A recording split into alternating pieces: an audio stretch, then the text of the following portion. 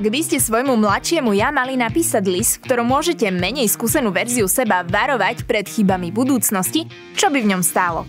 Štúdium? Práca? Investície? Nebodaj vzťahy? Na to zabudnite. Najlepšia rada, ktorú si môžete dať, vychádza z rokmi preverenej životnej skúsenosti poctivého, svedomitého, rídzeho a niekedy tvrdého sedenia. Ak patríte k tej časti civilizácie, ktorá svoj pracovný a voľný čas trávi z drtivej väčšiny práve na zadku, zbystrite pozornosť. Židle Gaming Warden z dielne CZC vám totiž môže ušetriť hodiny nepohodlia, presedených končetín a boľavej chrbtice. Ako by povedal klasik pri pohľade na túto atraktívnu židlu, sedieť či nesedieť? To je otázka, ktorú si v nasledujúcich minútach zodpovieme. Aby bola židle hodná vášho pozadia, musí spĺňať 7 bodov, ktoré som nazvala 7 divov ergonomického sedenia. Prvým z nich je samozrejme jednoduché a spoľahlivé sklápanie. CZC Gaming Warden štandardne umožňuje upraviť a zafixovať operadlo v polohe, ktorá vyhovuje vašim aktuálnym potrebám. Pokiaľ musíte sústredene pracovať 8 hodín, operadlo v rovnej pozícii bude strážcom vašej produktivity. V prípade, že si však chcete oddychnúť s ovládačom či klávesnicou v ruke, môžete sa pokojne nechať poležiačky vcucnúť do operadla. Pamätáte si, keď vám v škole učiteľky hovorili, aby ste sa nehojdali na stoličke, lebo spadnete? Tak u tejto židle to naozaj nehrozí, pretože na spodnej strane nájdete ľavú páčku, ktorá aktivuje mechanizmus pohupovania. Keď už je reč o páčkach, druhý div, ktorému by sa dnes už nikto nemal diviť, je klasické nastavenie výšky sedáku. Plynový piest a pravá páčka, tzv. Židlová klasika. Záhlavný a bedrový vankúšik sú divom tretím, ale tu musím priznať, že sa dávam na divoko, takže oba hneď zahadzujem. Minimálne na bedrovú podperu by ste však v záujme zdravého chrbta dbať mali.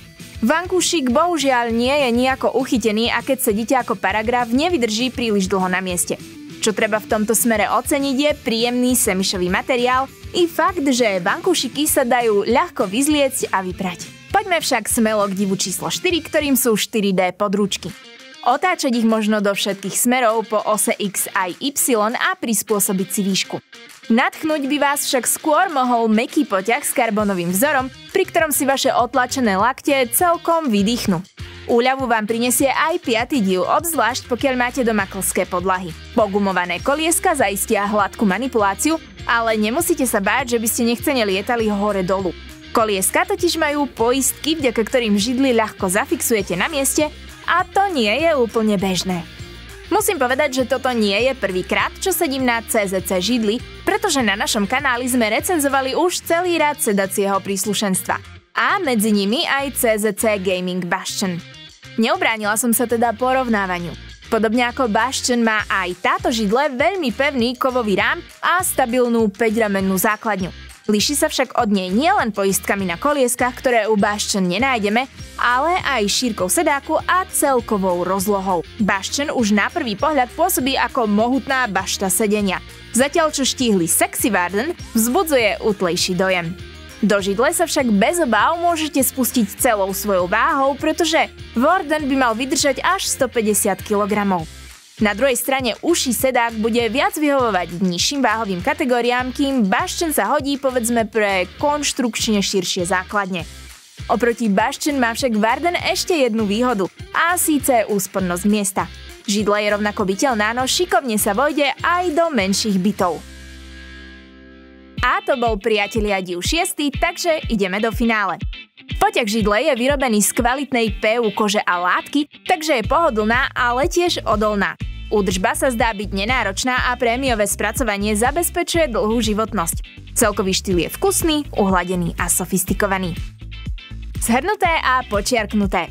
CZC Gaming Warden je kvalitná a komfortná voľba, ktorá spĺňa vlastne úplne všetko, čo by ste od dobrej hernej židle očakávali. Podarilo sa mi dokonca si na nej zdriemnúť v pracovnej dobe, takže dúfam, že keď vidie toto video, nedostanem padáka, preto aj šlofíka na tejto židli môžem vrelo odporúčať. Ďakujem vám za pozornosť a ja sa budem tešiť do ďalšieho hardware testu. Čau.